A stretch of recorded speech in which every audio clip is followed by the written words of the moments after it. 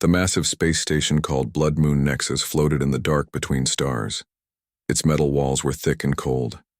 Inside, bright lights made everything shine like silver. This was where the best hunters in the galaxy came to show off their kills. Kang Daeho pushed his cleaning cart down the long hallway. His blue work clothes were plain and dirty. Nobody looked at him. To the aliens walking by, he was just another human worker. Nothing special. Nothing dangerous. The main arena was huge. Seats went up and up like a mountain. In the center was a platform where holographic images showed the hunters' greatest kills. The pictures moved and roared, showing terrible beasts, with sharp teeth and claws. Captain Yolthar stood in the middle of it all. He was tall and covered in thick scales. His people, the Vorthak, were known across the galaxy as the best hunters. His armor was black and shiny. Scars ran down his arms like medals of honor.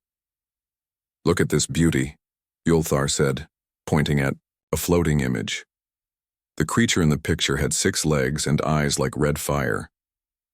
The Shadow Stalker of Kepler 9. It killed 100 colonists before I found its nest.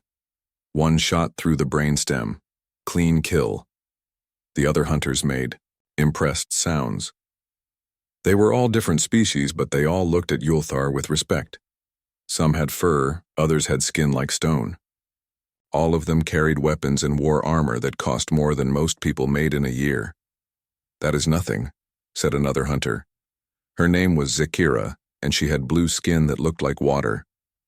"I hunted the crystal spiders of Andromeda 7. They could cut through steel with their webs. I killed 12 in one day." Daeho stopped cleaning and listened.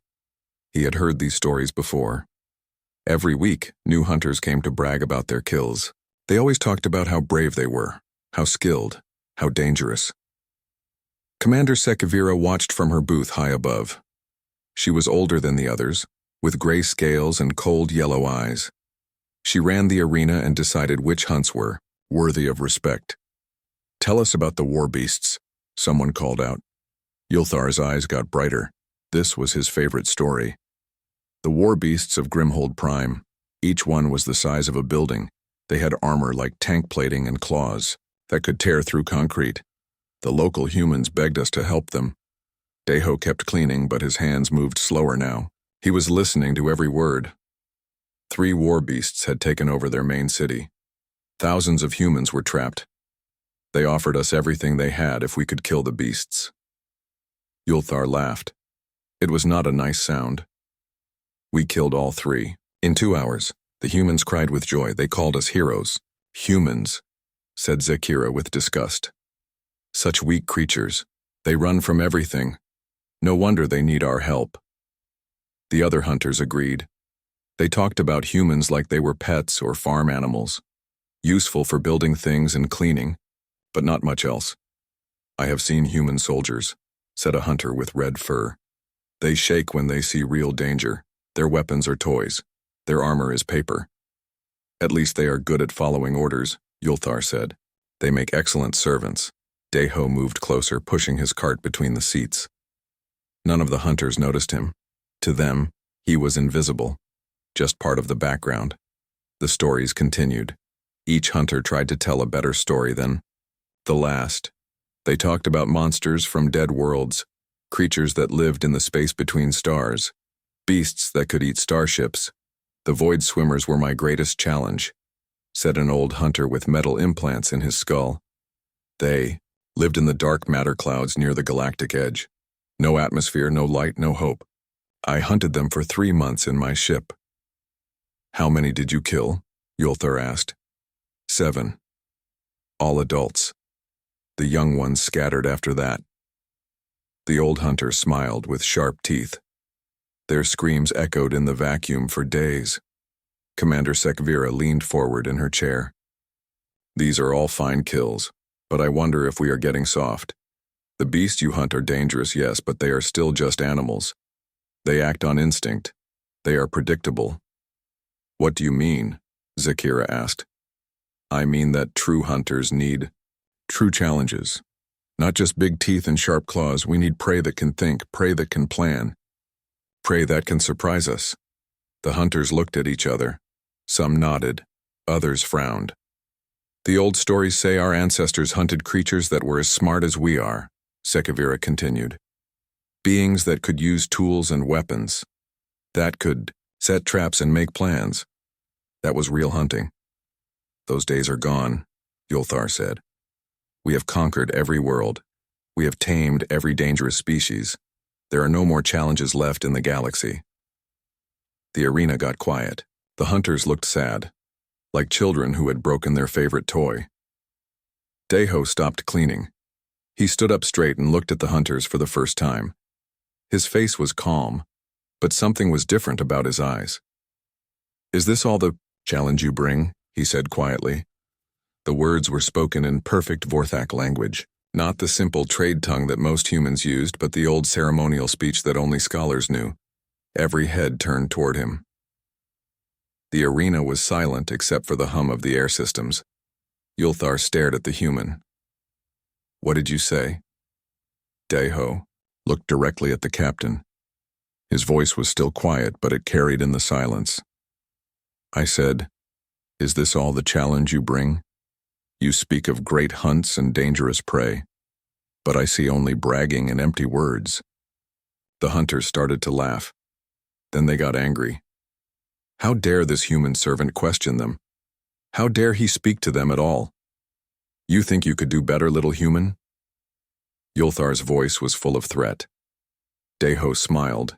It was a small, quiet smile. But something about it made the hunters stop laughing. I think, Deho said, that you have forgotten what a real hunt looks like. Commander Sekavira stood up in her booth.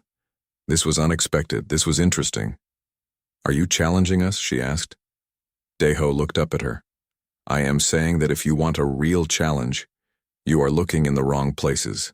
The most dangerous. Prey is not always the biggest or the strongest. Then what is? Yulthar demanded. Deho picked up his cleaning cloth and went back to work. The most dangerous prey, he said without looking up, is the kind that hunts you back. The arena was quiet for a long moment. Then Commander Sekavira began to smile.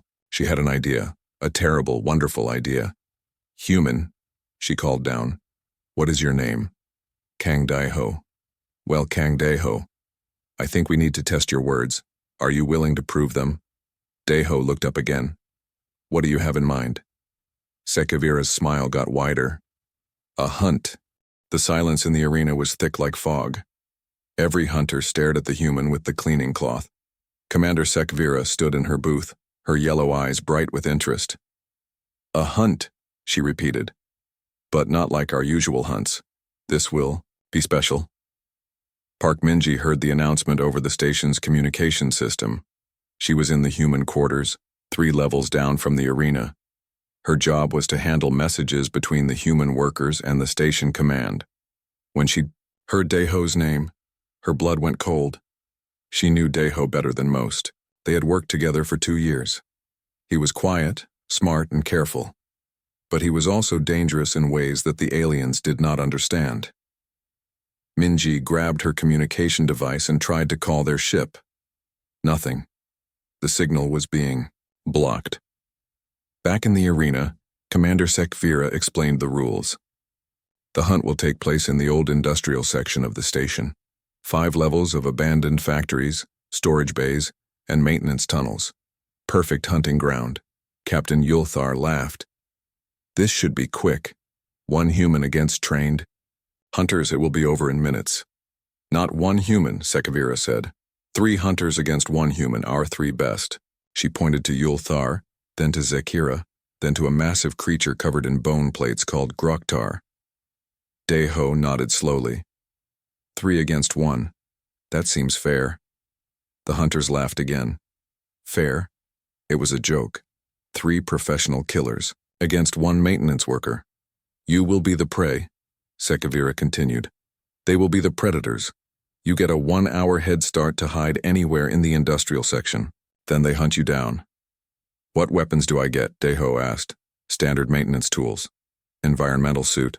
Basic supplies. Nothing more. And them? Full hunting gear. Weapons, armor, sensors. Everything they need. Deho was quiet for a moment. He looked at his cleaning cart, then at the 3 hunters who would try to kill him. When do we start? Minji ran through the corridors. She had to find someone in authority, someone who could stop this madness. But every official she found just told her to go away. This was entertainment now. The first human hunt in decades. She found Engineer Rakthor in the power control room. He was the only Vorthak who had ever treated humans with respect. His scales were brown instead of the usual black, and his eyes were green, not yellow. You have to stop this, Minji said. They are going to murder Deho. Rakthor looked up from his work. I heard about the challenge. Your friend spoke foolishly. He is not a fool. He is dangerous, more dangerous than they know. He is a maintenance worker. No, Minji said. He is not. Something in her voice made Rakthor pay attention. What do you mean? I cannot tell you everything. But Deho is not just a cleaner. He has other skills. Skills that your people should fear. Rakthor was quiet for a moment. He had always suspected there was more to humans than they showed. What kind of skills? The kind that won wars. In the industrial section, Deho walked through empty corridors. The lights were dim here. Most of the factories had been shut down years ago. The air smelled of oil and rust. He carried a small bag with basic tools. Wrench, screwdriver, cutting torch, emergency air supply. Not weapons, but tools could become weapons if you knew how to use them. The industrial section was huge. 5 levels. Each one the size of a small city. Thousands of rooms, corridors, tunnels, and hiding places.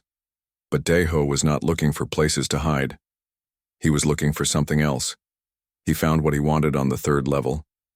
A maintenance access panel that led to the station's main systems. Power, air, gravity, communications, all controlled from junction boxes like this one. Deho opened the panel and looked at the wires inside. He had been working on stations like this for years. He knew every wire, every circuit, every connection. In the right hands, these systems could become weapons. Commander Sekvira watched from her booth. Cameras followed Deho as he moved through the industrial section. Other cameras were set up to film the hunters when their time came. This will be good entertainment, she said to her assistant. The humans need to remember their place. But as she watched Deho work, something bothered her. He did not act like prey. He was too calm, too focused. Prey should be running and hiding. This human was preparing for something. The hour passed quickly. Alarm bells rang through the station, telling everyone that the hunt was about to begin. Captain Yulthar checked his weapon. It was a plasma rifle that could burn through steel. His armor was the best that Vorthak technology could make. His helmet had sensors that could see heat, movement, and even heartbeats through walls.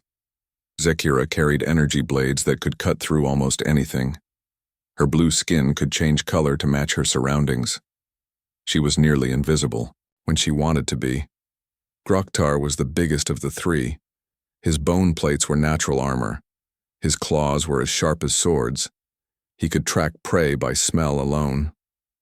Remember, Yulthar said to his hunting partners, we want this to last long, enough to be interesting. Do not kill him too quickly. I want to hear him beg, Zekira said. I want to hear him scream, Groktar added. They entered the industrial section together. Their sensors immediately picked up Deho's trail. Heat signatures, footprints, even the smell of human fear. Or so they thought. The trail led them deeper into the abandoned factories, past broken machinery and empty storage tanks. The hunters moved carefully but confidently. They had done this 1,000 times before. On the 2nd level, they found something strange. Deho's tools were scattered on the floor. Wrench here, screwdriver there, like he had dropped them while running. He is panicking already, Yulthar said with satisfaction. They followed the trail to a large factory floor. Old assembly lines stretched across the room like metal snakes. Perfect place for prey to hide. Zekira activated her camouflage and disappeared. Groktar sniffed the air and pointed toward the far end of the room. Yulthar raised his rifle and moved forward. That was when the lights went out. Emergency lighting kicked in a moment later, but it was dim and red. The hunters activated their night vision, but something was wrong. Their sensors were getting confused readings. Heat sources, everywhere but no clear targets. Technical problems, Yulthar muttered. These old systems break down. They kept moving. The trail was still there, still leading them forward. But now other things were happening.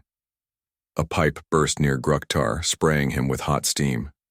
An assembly line suddenly started moving, its metal arms swinging like clubs. Coincidences, Zakira said, but her voice was not as confident as before. They reached the end of the factory floor. The trail stopped at a maintenance hatch that led to the lower levels. Yulthar opened it carefully, expecting to find Deho cowering inside. The hatch was empty, but there was something else. Writing on the wall, scratched with a sharp tool. Words in the old Vorthak language, "The hunt begins now." Gruktar roared with anger. "He mocks us." "Impossible," Yulthar said. "Humans do not know the old tongue." That was when they heard the scream. It came from behind them, from the direction they had just come. A terrible sound that echoed through the metal corridors. The scream of something, dying in pain and fear. But it was not a human scream. It was Vorthak. The three hunters looked at each other with confusion and growing worry. There were only 4 people in the industrial section, the 3 of them and Deho. So who had screamed? Yulthar checked his communication device. His team consisted of himself, Zakira, and Gruktar. But his scanner showed 4 Vorthak life signs in the section. That was impossible, unless... There was a 4th hunter, Zakira whispered. "Back up. Someone Sekavira sent without telling us." They retraced their steps, following the sound of the scream. They found the 4th hunter in a maintenance corridor they had passed earlier. He was dead. Very dead. But he had not been killed by weapons or claws. He had been crushed by a piece of heavy machinery. An accident, it looked like. Bad luck. Except the machinery was not supposed to be able to move, and the timing was too perfect. Yulthar looked at the dead hunter, then at the machine that had killed him. Something was very wrong here. In the shadows above them, Daiho watched through a ventilation grate. He had been right about the 4th hunter. These aliens were predictable. They always sent backup. Now the real hunt could begin. The dead hunter lay twisted under the heavy machine. His armor was cracked like an eggshell. Yulthar knelt beside the body, studying the scene with the eyes of an experienced killer. "This was not an accident," he said quietly. Zakira's camouflage flickered as her confidence wavered. "How can you be sure?" "Look at the machine. See these marks? Something was used to trigger the release mechanism. The human did this." Gruktar sniffed the air around the body. His massive head swung back and forth like a hunting dog. "I smell human scent. Fresh. He was here recently." Commander Sekavira watched from her booth, but many of her cameras had stopped working. "Technical problems," her engineer said. "System failures in the industrial section." She could only see parts of what was happening. What she could see worried her. Professional hunters. Nervous and jumpy. A human who moved through the darkness like he owned it. This was not going the way she had planned. Minji found Lee Hyunwoo in the docking bay. He was the security chief for the human workers on the station. Tall and serious, with scars on his hands that told stories he never talked about. "We have to do something," Minji said. "They are hunting Deho like an animal." Hyunwoo was loading supplies into a small transport. His movements were quick and efficient. "I know. You know, that is all. He will die." "No," Hyunwoo said calmly. "He will not." Minji stared at him. "How can you be sure?" "Because I know what Deho really is. And soon they will know too." Dr. Choi Soo-jin joined them at the transport. She was a small woman with intelligent eyes. Her job was to study alien biology and behavior. She had been watching the Vorthak hunters for months.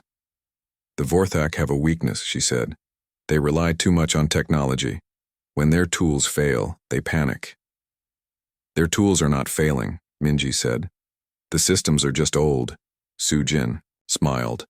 It was not a nice smile. The systems are failing because someone is making them fail. Someone who knows exactly which wires to cut and which circuits to overload.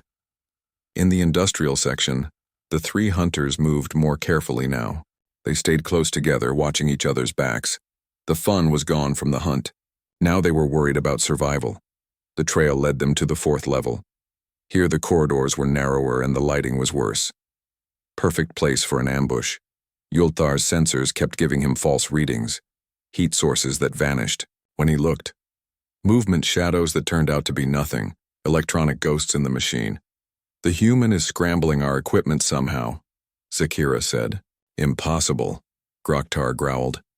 Humans do not have that kind of technology. But as they moved deeper into the level, more systems began to fail. Doors that should have been locked swung open. Doors that should have been open were sealed shut. The gravity fluctuated, making them stumble. The temperature dropped until their breath came out in white clouds. They found the second trap in what looked like a storage room. Boxes and containers were stacked everywhere, creating a maze of hiding places. Perfect place for prey to run. Groktar went in first, using his claws to tear through the obstacles. His bone armor scraped against the metal walls. He was making enough noise to wake the dead. That was the point. The explosion was not big, just enough to bring down part of the ceiling. Not enough to kill a Vorthak warrior, but enough to trap him under tons of metal and concrete. Groktar roared in pain and anger. His legs were pinned, but he was still alive. Still dangerous. Yulthar and Zakira rushed to help him. As they worked to free their partner, they did not notice the small device attached to the ceiling support beam. A simple timer, made from maintenance equipment.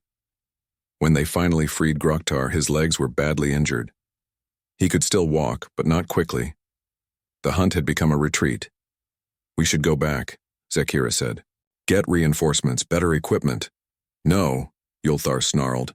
I will not be beaten by a maintenance worker. We finish this now. But as they limped through the corridors, they found more surprises waiting for them. Pipes that burst at exactly the wrong moment. Electrical cables that sparked and caught fire. A maintenance robot that suddenly activated and tried to clean them with industrial acid.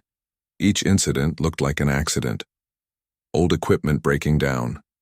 Bad luck. But the timing was too perfect. Someone was controlling these systems. Someone who knew exactly when and where the hunters would be. Yunwoo's team moved through the service tunnels like shadows. They were not there to rescue Daeho. They were there to make sure the situation did not get out of control. How many backup hunters are there? Asked Beiji Hoon, one of Hyunwoo's men. 3 more squads, Sujin replied, checking her scanner. Sekvira does not trust her champions to handle one human. She is smart, said Navigator Kim So-young, but not smart enough. They reached a junction that led to the industrial section. Through the walls they could hear the sounds of the hunt. Explosions, roars of anger, the crash of falling metal. Daeho is having fun, Ji-hoon said with a grin. Minji looked confused. I do not understand. You all act like this is normal, like Daeho does this every day. Hyunwoo was quiet for a moment. Then he said, What do you think Daeho did before he became a maintenance worker? I never asked. He was a soldier, special forces, the kind they send when regular armies are not enough.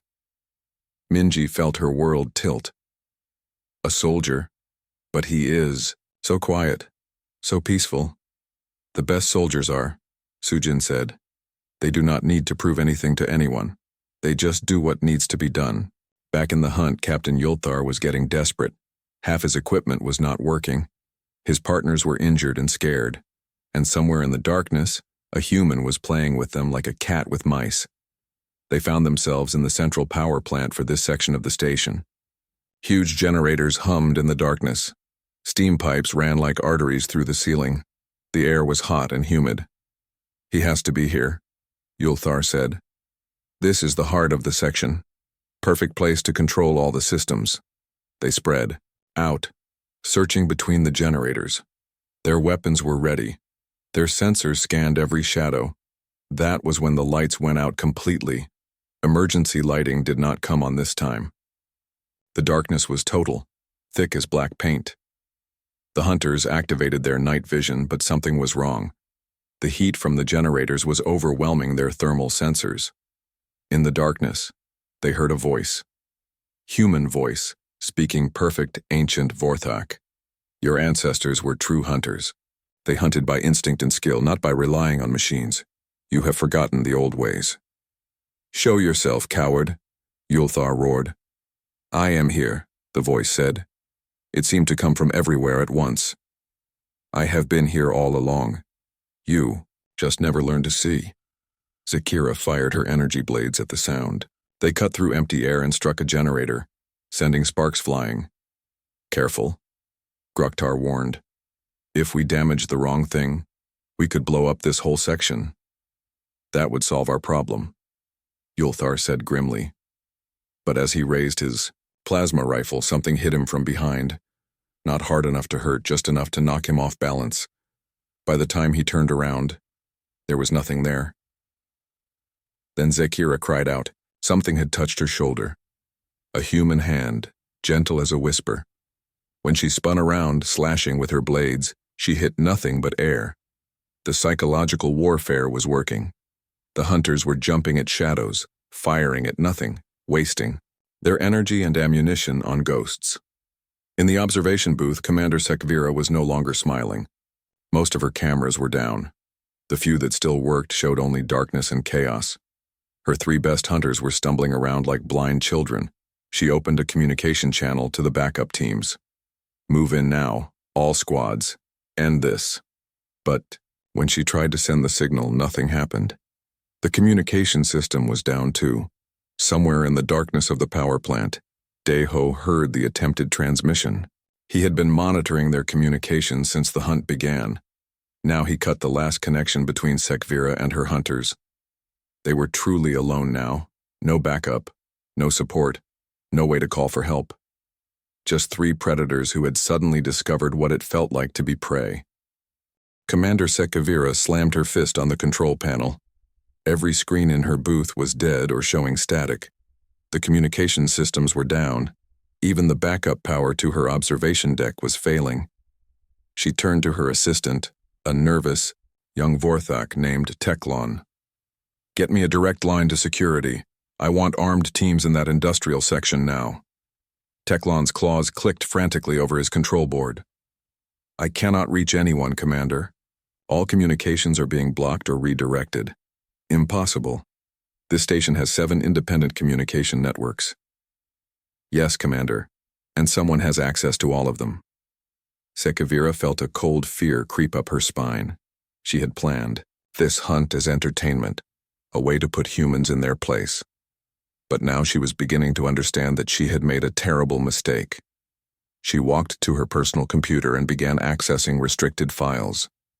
If this human was more than just a maintenance worker, there would be records. There had to be. What she found made her blood freeze. Kang Deho. Age 32. Officially employed as maintenance technician for 2 years. But before that, his record was mostly blank. Classified sections, restricted access, military codes that she did not recognize. The few details she could access were terrifying: special operations, asymmetric warfare specialist, expert in sabotage and psychological operations, decorated veteran of conflicts she had never heard of. Get me everything we have on human military capabilities, she ordered Teklon. Now. In the power plant, the 3 hunters huddled together like frightened children. The darkness pressed around them like a living thing. Every sound made them jump. Every shadow might hide death. Captain Yulthar tried to stay calm, but his confidence was cracking. In 30 years of hunting, he had never felt like this, never felt like prey. We need to get out of here, Zakira whispered. Her camouflage was flickering with stress. Call for backup. Communications are down, Groktar said. His injured legs were getting worse. Moving was becoming difficult. Then we fight our way out. Fight what? Yulthar demanded. I cannot see the enemy. I cannot track him. My sensors are useless. How do you fight a ghost? That was when they heard the laughter. It was quiet, almost gentle. A human laugh, full of genuine amusement. It seemed to come from the walls themselves. You want to know how? To fight me? Deho's voice echoed through the power plant. First, you have to understand what I am. The hunters raised their weapons, pointing in all directions. But there were no targets, just voice and darkness. I am not a maintenance worker who learned to fight, the voice continued. I am a fighter who learned to maintain things. Do you understand the difference? Yulthar fired his plasma rifle at where he thought the voice was coming from. The blast lit up the power plant for a moment, revealing pipes and generators and empty space. No human. Your people are good hunters, Deho said. But you hunt animals, creatures that act on instinct. I am not an animal. Then what are you? Grukter roared. I am something your people have forgotten how to fight. I am a human at war. The temperature in the power plant began to rise. The hunters looked around in confusion as sweat began to pour down their faces. Someone was overriding the cooling systems. You see? Deho's voice was calm, almost conversational. Animals run when they are hunted. They hide. They try to escape. But humans do something different. The steam pipes above them began to rattle and shake. Pressure was building up to dangerous levels. Humans hunt back. Dr. Sujin watched her instruments as Hyunwoo's team moved through the service tunnels. Deho is accelerating his timeline, she said. Whatever he is planning, it is happening now. Good, Hyunwoo replied. The longer this goes on, the more backup hunters Sekvira will send. Minji was still trying to understand. You knew this would happen. All of you. You planned this. Not planned, Jihoon corrected. But we hoped. The Vorthak needed to learn. A lesson about humans, about what we are capable of. But why Deho? Why not someone else? Kim So-young smiled grimly. Because Deho volunteered. When we heard about the hunter gathering, he said it was time to show them the truth. What truth? That humans are not the prey species they think we are. They reached a viewing port that looked down into the power plant. Through the reinforced glass, they could see the three hunters stumbling through the darkness. Scared, confused, no longer the confident predators who had entered the hunt. Where is Deho? Minji asked. Hyunwoo pointed to a maintenance access hatch near the ceiling. Probably up there, or there, or there. He pointed to several other access points. One of his specialties is being everywhere and nowhere at once. Commander Sekvira finally found the files she was looking for. Hidden deep in the station's archives, buried under layers of security clearances, were reports about human military activities. What she read changed everything she thought she knew about the galaxy. Humans had been fighting wars for their entire history.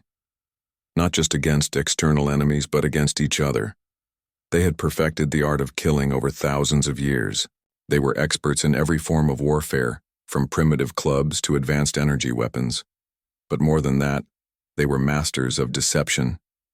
They made themselves look weak when they were strong. They hid their capabilities behind masks of innocence and helplessness. They were the ultimate predators disguised as prey. The files contained reports from Vorthak military observers, humans who fought like demons when cornered, human soldiers who refused to surrender even when facing impossible odds, human commanders who won battles they should have lost through cunning and creativity. One report made her hands shake as she read it. Recommendation: avoid military conflict with human forces. Their psychological warfare capabilities exceed our understanding. They do not fight to win battles. They fight to destroy the enemy's will to fight. Another report was even worse. Human special forces are unlike anything we have encountered. They operate behind enemy lines for months without support. They can turn any environment into a weapon. Most disturbing, they seem to enjoy the challenge. Sekvira realized that she had not organized a hunt. She had triggered a war.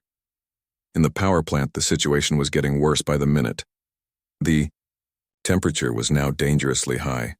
The steam pipes were screaming with overpressure. The hunter's armor was becoming an oven. "We have to get out," Zakira gasped. "The whole plant is going to explode." "That is the idea," Deho's voice said. "You wanted a challenge. You wanted to hunt dangerous prey. Well, here I am. The most dangerous thing you will ever face." Yulthar's armor was overheating. His weapon systems were shutting down one by one. His thermal sensors were useless in the heat. "What do you want from us?" "I want you to understand something," Deho replied. "Your people think humans are weak, harmless, good for building things and cleaning up messes. But you are wrong." A steam pipe burst near Groktar, filling that section of the plant with superheated vapor. The big hunter roared in pain and stumbled backward. "We let you think we are weak because it serves our purposes. We work in your factories and clean your stations and fix your machines. But we also learn. We study. We prepare." More pipes began to fail. The power plant was turning into a death trap. "For every human you see serving you," Deho continued, "there are 10 more you do not see, watching, waiting, planning for the day when your people push too far." Yulthar finally understood. This is not about the hunt. This is about sending a message. Now you are learning. This message goes back to your homeworld, to your military commanders, to anyone who thinks humans are harmless pets. The hunters found the exit, but the door was sealed. Electronic locks controlled by the station's computer systems that Deho had been studying for 2 years. "The message is simple," his voice said as they clawed desperately at the sealed door. "We are not your prey. You are ours." The power plant's main reactor began to show warning signs. If it overloaded, it would take out this entire section of the station. But just before the point of no return, the sealed door clicked open. The hunters stumbled out into the cooler corridors, gasping and burned but alive. Behind them, the power plant began to shut down safely. Emergency systems activated. The danger passed. In the silence that followed, Captain Yulthar heard footsteps. Slow, calm, unhurried. A figure emerged from the darkness. Deho looked exactly the same as when the hunt had started. His maintenance uniform was clean. His tools were organized. He looked like he had been out for a pleasant walk. "Is this all the challenge you bring?" he asked again, using the same words that had started this nightmare. The 3 hunters said nothing. They had no words left. Deho nodded and walked past them toward the exit. "When you make your report," he said without looking back, "make sure you tell them the truth. Tell them that humans are done being prey." Captain Yulthar sat in the medical bay staring at his burned hands. The station's doctors had treated his injuries, but they could not heal what had happened to his mind. Every shadow made him jump. Every unexpected sound made his heart race. The other hunters were in worse shape. Groktar's legs were broken in 3 places. He would walk again, but he would always limp. Zakira had not spoken since they escaped the power plant. She just sat in a corner, her camouflage flickering randomly with trauma. Commander Sekavira entered the medical bay with a data pad in her hands. Her yellow eyes were cold and calculating. "I need your report," she said to Yulthar. "My report?" He laughed, but there was no humor in it. "What do you want me to say? That a maintenance worker made us look like fools? That everything we thought we knew about humans was wrong? I want you to tell me exactly what happened." Yulthar looked at her for a long moment. Then he began to speak. He told her about the traps that looked like accidents, about the systems that failed at exactly the right moments, about a human who moved through the darkness like he owned it. When he finished, Sekavira was quiet. She had already read the classified files. She knew what Deho really was, but hearing it from her best hunter made it real. "There is something else," she said finally. "The backup teams I sent to help you, they never made it to the industrial section." "What do you mean?" "I mean they are all unconscious in various parts of the station, stunned, tied up, but alive. Whoever did it knew exactly where they would be and when." Yulthar felt his blood turn cold. "How many backup teams?" "4. Squads. 20 hunters total, all taken down without a single shot being fired. The implications hit him like a physical blow. Daeho had not been fighting alone. There were other humans on the station, other humans with military training. They had been watching, waiting, ready to act if needed. This was all planned, he whispered. Yes, Sekavira agreed. And we walked right into it. Minji found Daeho in the human quarters cleaning his tools. He worked with the same careful attention he always showed, as if nothing unusual had happened. Are you all right? She asked. He looked up and smiled. It was the same quiet smile she had known for 2 years. I am fine. Why do you ask? Because you just... She could not find the words. I just did my job, he said simply. Someone needed to send a message. I was qualified to send it. Lee Hyunwoo joined them, along with Dr. Soo-jin and the rest of the team. They looked tired but satisfied. How did you coordinate everything? Minji asked. The backup teams, the system failures, all of it? We have been planning this for months, Soo-jin explained. Ever since we learned about the hunter gathering, we knew they would eventually challenge one of us, but why? Why take such risks? Hyunwoo sat down heavily. Because someone had to. The Vorthak, and species like them, see humans as servants, as prey animals. That needed to change. What happens now? Now, Daeho said, putting away his tools. Word spreads. Sekvira will try to cover this up, but hunters talk. The story will reach every world in Vorthak space within a month. What story will they tell? That humans are not what they seem. That we have been hiding our true nature. That challenging us is dangerous. 3 days later, the story began to spread across the galaxy through the hunter networks. It started as rumors, whispers in cantinas and meeting halls. But the details were too specific, too consistent to be lies. A human maintenance worker had defeated 3 of the best Vorthak hunters, not through luck or accident, but through skill and planning.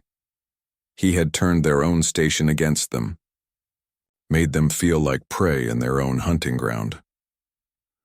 The Galactic Hunters Council called an emergency meeting. Species from across known space gathered to discuss this unprecedented event. The humans had been invited too for the first time in the Council's history. Ambassador Park So-jin represented humanity. She was Daeho's cousin, though few people knew that. Her job was diplomacy, but she had the same quiet confidence that ran in their family. We are here to address recent events on Blood Moon Nexus, announced the council chairman, a creature that looked like a cross between a spider and a snake. What events? So-jin asked innocently. The Vorthak representative, General Carthax, stood up. His scales were darker than most of his people, almost black with age and battles. Your people assaulted our hunters, attacked them without provocation. I was not aware that accepting a challenge was considered an assault, So-jin replied, calmly. 1 human against 3 trained warriors, it was not a fair fight. You are right, So-jin agreed. It was not fair at all. My people were greatly outnumbered. Angry murmurs went around the chamber. Other species began to take sides. Some supported the Vorthak. Others were curious about human capabilities they had never suspected. We demand explanations, General Carthax said. How did 1 maintenance worker defeat professional hunters? So-jin stood up slowly. The same way David defeated Goliath. The same way the weak defeat the strong throughout history. Through intelligence, preparation, and the will to survive. Your people have been hiding your true nature from us, have we? Or have you simply chosen not to see it? The chamber erupted in arguments. Some species demanded restrictions on human activities. Others wanted to study human military capabilities.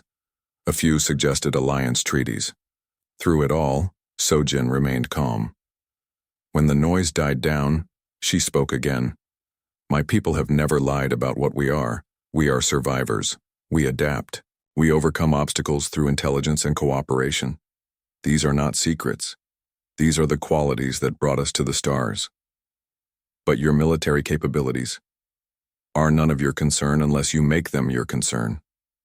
The threat was polite but clear. Humanity was done pretending to be helpless. Back on Blood Moon Nexus, life slowly returned to normal. The hunters left, looking for easier prey on other worlds. The human workers continued their jobs, but now there was a difference in how they were treated. Daeho returned to his maintenance duties. He pushed the same cart down the same corridors. But now, when aliens saw him coming, they stepped aside, respectfully. Some even nodded in greeting. One day, a new group of hunters arrived at the station. They were not Vorthak this time, but Kalani, a species that looked like armored wolves. They had heard the stories about Blood Moon Nexus and wanted to see if they were true. They gathered in the arena, comparing their kills and bragging about their prowess. Their leader, a scarred veteran named Veltar, spoke of the great beast he had slain. "I have hunted the stormbirds of Epsilon Prime," he boasted. "Creatures the size of shuttlecraft, with lightning in their claws. I killed 7 in one hunt." The other hunters were impressed. They shared their own stories, each trying to top the last. In the background, barely noticed by the boasting hunters, Otaemin emptied trash containers and swept the floors. He was younger than Daeho, but he had the same quiet eyes, the same careful way of moving. He had been on Blood Moon Nexus for 6 months, long enough to learn the layout of the station, long enough to identify the security weaknesses, long enough to plan. When the hunters finished their stories, Veltar looked around with satisfaction. "Truly, there are no challenges left in this galaxy. We have conquered every dangerous beast, tamed every hostile world." Taemin stopped sweeping and looked up. The hunters noticed him for the first time. Just another human worker, nothing important. "Is this all the challenge you bring?" he asked, in perfect Kalani dialect. The words hung in the air like an echo of something that had happened before. The hunters stared at this human janitor who dared to question them. Veltar's lips pulled back to show sharp teeth. "What did you say, human?" Taemin smiled the same quiet smile that Daeho had worn. "I said, is this all the challenge you bring? You speak of hunting beasts and animals, but when will you face real prey? And what would you consider real prey?" Taemin went back to his sweeping, but his voice carried clearly through the arena. "The kind that hunts you back." Commander Sekavira watched from her booth with growing dread. She had hoped the lesson was over, that humans would go back to being invisible servants. But now she realized the truth. The lesson was just beginning. Across the galaxy, on 1,000 worlds and stations, humans in simple uniforms continued their quiet work. They cleaned and built and maintained and served. But now, when arrogant aliens spoke of humans as prey, other voices began to whisper the same question. "Is this all the challenge you bring?" And in the shadows, those who had forgotten what humans truly were began to remember. The galaxy had a new apex predator. They just looked like janitors,